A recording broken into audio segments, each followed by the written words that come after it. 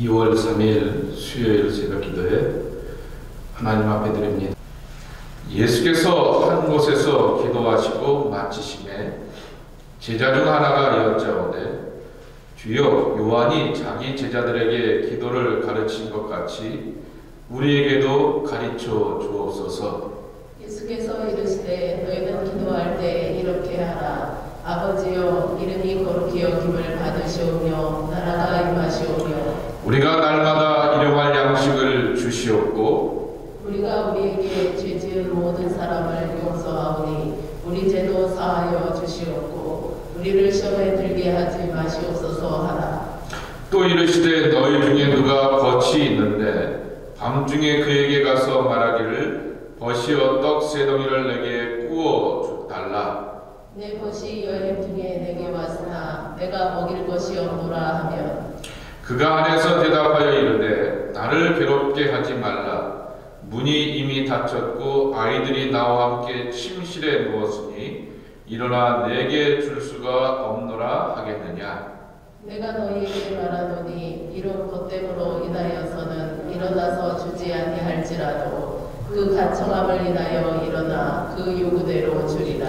내가 또 너희에게 이르노니 구하라 그러면 너희에게 주실 것이요 찾으라 그러면 찾아낼 것이요 문을 두드리라 그러면 너희에게 열릴 것이니 구하는 이마다 받을 것이요 찾는 이는 찾아낼 것이요 두드리는 이에게는 열릴 것이니라. 너희 중에 아비 된 자로서 누가 아들이 생선을 달라 하는데 생선의 대신에 뱀을 주며 알을 달라 하는데 젓갈을 주겠느냐. 함께 보십니다. 너희가 갈지라도 좋은 것을 자식에게 줄 줄 알거든 하물며 너희 하늘 아버지께서 구하는 자에게 성령을 주시지 않겠느냐 하시니라. 아멘. 계속해서 누가복음을 강의하며 말씀을 드리는 것은 누가복음은 기도에 대하여서 굉장히 강조를 하고 있다라는 사실입니다. 그런데 오늘 누가복음 11장을 보시게 되면은 예수님께서 또 한적한 곳을 찾아가셔서 한 곳에서 기도하셨더니 또 제자들이 요한과 그의 제자들의 모습을 보면서 자신들에게도 기도를 가르쳐 달라는 그러한 요청을 하게 됩니다. 그리고 마태복음과는 다르게 이 주기도문의 내용이 정확하게 표현을 하게 되면은 주님이 가르쳐 주시게 되었던 기도의 내용이 세 가지입니다. 하나는 뭐냐라고 하면은 아버지의 이름의 거룩입니다. 두 번째로는 날마다 일용할 양식을 주시옵고입니다. 세 번째로는 용서입니다. 하나님의 이름이 거룩해지는 것은 하나님 그분의 이름은 거룩한 분입니다. 그래서 유대인들은 감히 하나님의 이름을 부를 수 없죠. 그래서 오죽하다면은 어리석게도 자기가 믿는 하나님의 이름을 잃어버리게 되었고 오늘날 그 하나님의 이름이 야훼라고 하는 것도 게스, 진작이지 정확한 이름의 모습은 아닌 것을 알 수 있습니다. 그만큼 하나님의 이름이 높여지고 거룩해지기를 원하였는데 그 이름이 높여지고 거룩해지는 것은 하나님 그분은 스스로 영광받고 존귀해지며 이름의 능력이 나타나시지만은 그러나 그것을 믿고 따르는 나 그리고 그분의 이름을 의지하여서 기도하는 나의 모습 속에서 이름의 거룩함이 드러나기를 원하신다라고 하는 것입니다. 두 번째로는 양식의 문제이고 세 번째로는 죄 지은 자를 용서입니다. 근데 여러분 마태복음을 보시게 되면은 마태복음 6장에 나오죠. 보시게 되면 주기도문이 끝난 다음에 바로 뭐가 나오냐라고 하면은 너희가 사람의 잘못을 용서하면 6장 14절입니다. 사람의 잘못을 용서하면 너희 하늘 아버지께서도 너희 잘못을 용서하시려니와 너희가 사람의 잘못을 용서하지 아니하면 너희 아버지께서도 너희 잘못을 용서하지 아니하시리라 라는 말씀을 하시면서 주기도문과 바로 이어지는 것은 용서입니다. 오늘 이 누가복음에는 주기도문 다음에 바로 나오게 되는 것은 뭐냐라고 하면은 바로 너희 중에 누가 벗이 있는데 밤중에 그에게 가서 말하기를 벗이여 떡세덩이를 내게 구워달라라고 하게 되면은 벗에 떡을 먹이는 일용할 양식의 문제라고 하는 것입니다.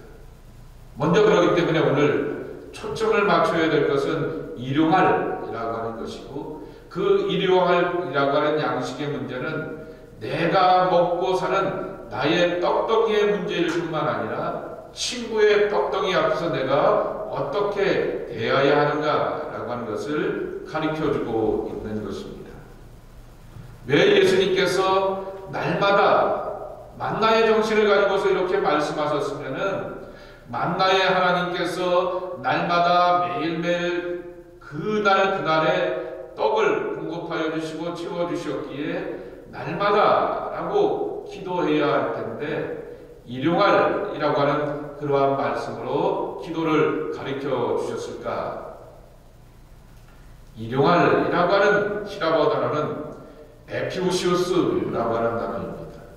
그 말의 뜻은 다음 날을 위하여이고 다가올 날에라고 하는 것입니다. 그래서 더 정확한 뜻은 다가오는 날에라고 하는 그 뜻을 담고 있습니다. 오늘 저녁에 내가 기도하여서 하나님 오늘에게 일용할 양식을 주시옵고 저녁 때 이미 밥 다 먹고 잠자리에 들기 전에 이 기도를 드린다라고 하는 것은 그 다음 날에 필요할 양식을 주옵소서.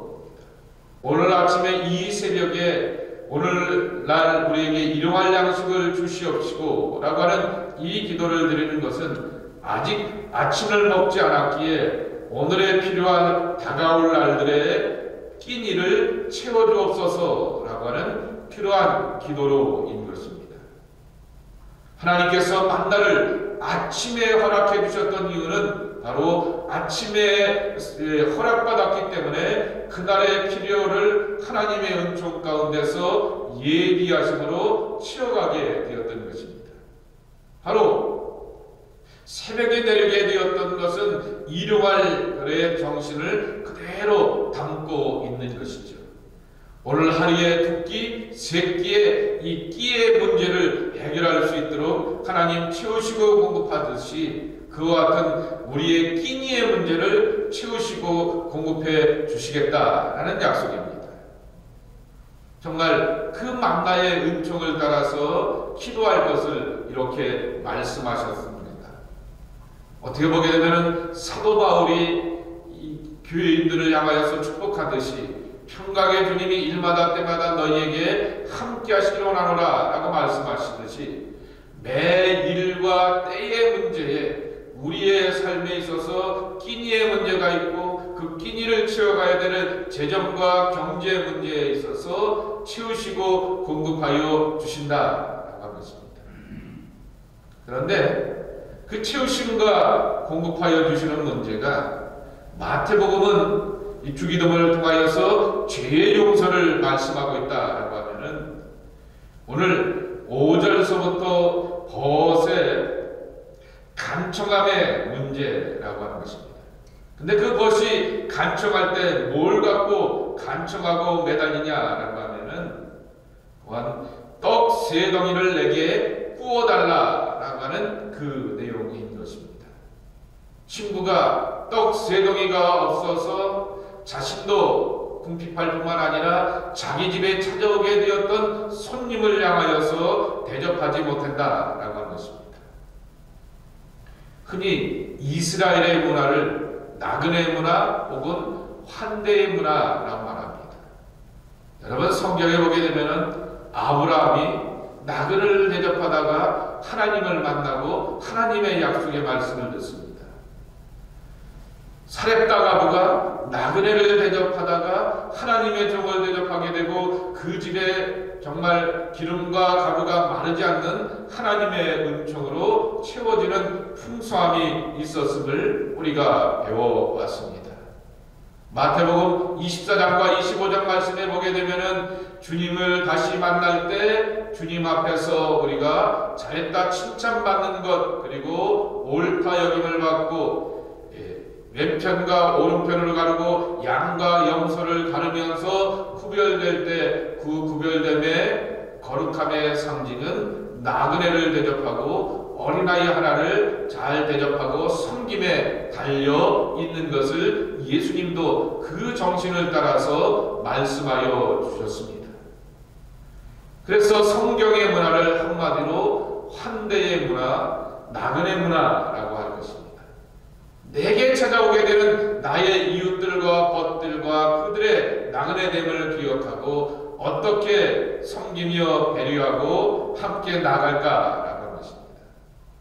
그냥 내돌려보내게 되는 것은 인격의 미성숙이고 그리고 하나님의 사람됨으로 볼 때 한참 어긋나는 모습인 것입니다. 문제는 오늘 상황과 조건이 조금 불편합니다. 한밤중에 친구가 찾아오게 되었고 그 친구도 자기의 배부름을 위하여서가 아니라 자기 집에 찾아오게 되었던 또 다른 누군가를 위함이라고 하는 것입니다.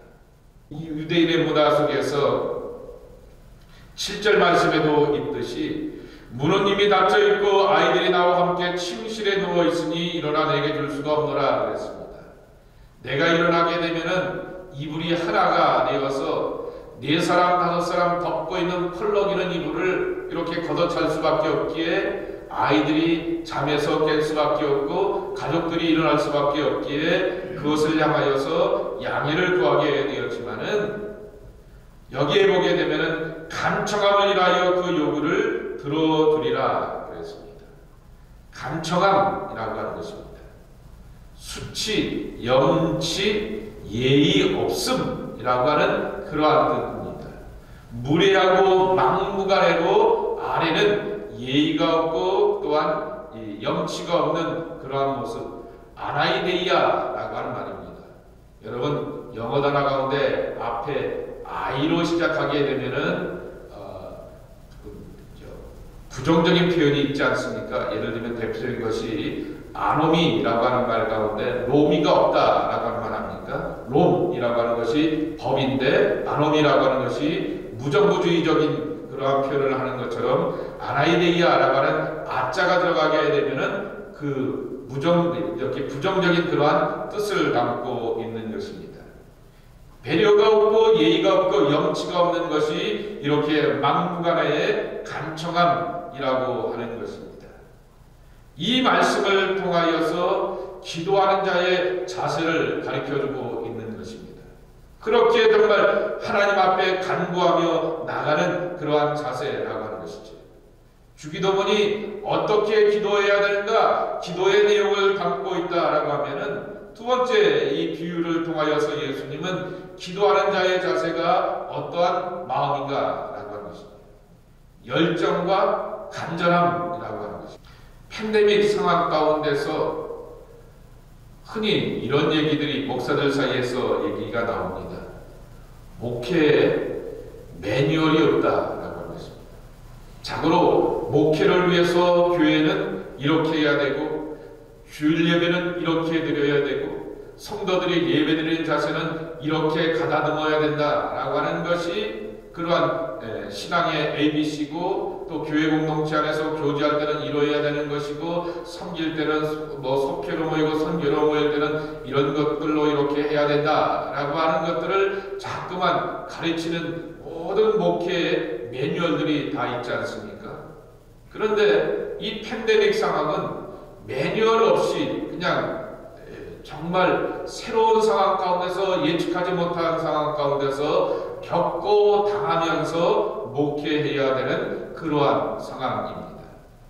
그 속에서 가장 중요한 것은 뭐냐라고 하면은 가슴, 열정, 진실함 하나밖에 남지 않은 것을 겪게 되는 것입니다. 얼마나 진실하느냐, 얼마나 열정적이냐, 얼마나 또한 이 이 가슴을 가지고서 이 어려운 상황을 향하여서 대처해 나가느냐라고 하는 것입니다. 어떤 목사도 어떤 교회도 기발하고 창의적인 그러한 목회를 해나갈 수가 없습니다. 막혀버리게 되면 그냥 막혀버리게 되는 것이고, 정부에서 모이지 말라고 하면 모이지 못하게 되는 것이고, 여러 가지 엄청난 제약을 만나는 모습인 것입니다. 그 속에서 필요한 것은 가슴밖에 없다라고 하는 것입니다. 오늘 기도도 예수님께서 똑같이 가르쳐주고 있는 것입니다. 주기도문의 내용을 가르쳐주시면서 기도에는 이것을 담아야 된다라고 하지만은, 주님 앞에 나가고 하나님과 내가 소통하고 이어질 것은 가슴밖에 없다라고 하는 것입니다. 내가 얼마나 진지하게 라고 하는 것입니다. 내가 얼마나 화려하게 미사여구를 동원하고 또한 좋은 말을 가지고서 사람들이 그럴듯하게 이해할 만한 그 표현을 가지고서 기도하는 것이 아니라, 얼마나 하나님을 향한 거룩한 열정과 간절함을 가지고서 매달리고 있느냐라고 하는 것을 오늘 이 비유를 통하여 말씀하여 주셨습니다. 세 번째로는 구하고 찾고 두드리라 라는 그 유명한 구절의 말씀입니다.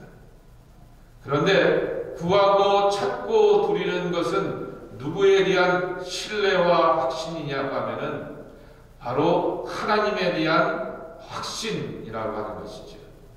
여기 제일 11절과 12절 말씀, 13절 말씀에 보게 되면은, 너희 중에 아비 된 자로서 누가 아들이 생선을 달라 하는데 생선 대신에 뱀을 주며 그랬습니다. 그리고 13절에 보게 되면은, 너희가 갈지라도 좋은 것을 자식에게 줄 알거늘 하물며 너희 하늘아버지께서 구하는 자에게 성령을 주시지 않겠느냐라는 말씀입니다.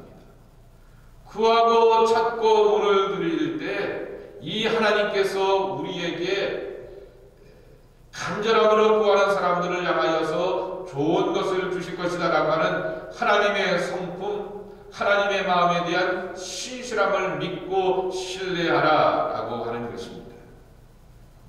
예수님께 있어서 기도는 습관이었습니다. 예수님께 있어서 기도는 생활이었습니다. 그것을 자꾸만 누가복음이 강조하는 이유는 우리가 그렇게 살아야 한다라고 하는 것입니다. 하나님의 메시아, 아들 메시아도 이 땅에서 능히 이런 것 없이도 살 수 있고 감당할 수 있음에도 불구하고 왜 제자들 앞에서 자꾸만 기도하는 모습을 보여주셨느냐? 기도가 삶에 되어있고 그 속에서 하나님과 대화하고 교제하며 하나님의 뜻을 더욱더 알아가고 그 하나님의 뜻을 확증해야만이 세상을 이길 힘과 능력이 있음을 말씀하여 두고 있는 것입니다. 그리고는 이제 뒤편에 가게 되면은 기도는 반드시 그분을 우리에게 초대하고 모시는 것이다 라는 것입니다. 그분은 바로 성령입니다. 오늘 그것을 끝에 13절 끝에 담고 있습니다. 하물며 너희 하늘아버지께서 구하는 자에게 성령을 주시지 않겠느냐라는 말씀입니다. 그래서 누가복음의 요절은 다음 주서부터 이제 누가복음 이야기를 나누게 될 텐데요. 누가복음 24장에 담겨져 있습니다. 24장의 말씀에 보시게 되면은 예수님께서 뭐라고 말씀하시냐고 하면은 이렇게 신신당부합니다. 49절입니다. 볼지어다 내가 네 아버지께서 약속하신 것을 너희에게 보내리니 너희는 위로부터 능력을 입혀줄 때까지 이 성에 머물라 라고 하는 것입니다.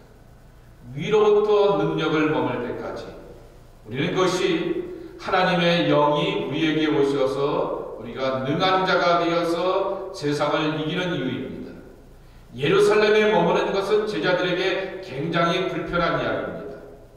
예수님이 예루살렘에서 핍박을 당하게 되고 십자가의 죽으심을 당하게 되었는데 이 십자가의 죽으심에 그 성에 머물러가게 되었던 예수님의 뜻과 요구는 뭐냐라고 하면은 바로 이 핍박과 환난을 이기고 세상의 무기력과 연약함을 이겨내는 것은 위로부터 내려오는 하나님의 영으로 채워질 때라고 하는 것입니다.